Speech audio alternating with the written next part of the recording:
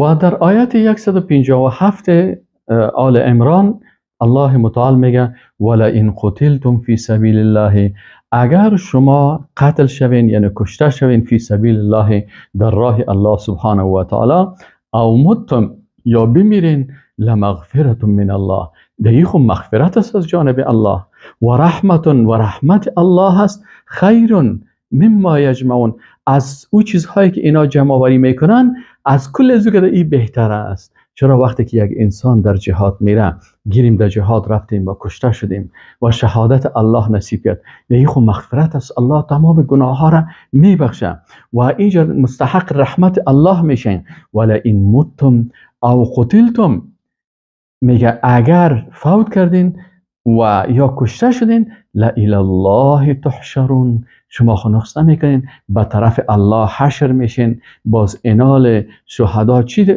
مقام دارن که باز شهدا در پیش الله رزق میشن و روزی میخورن. بل احیاء عند ربهم، اونجا زنده هستن و پیش الله یرزقون، به جنت الله میرن. آیا دی کدام نقص است؟ طبعا هیچ نقصی در این است.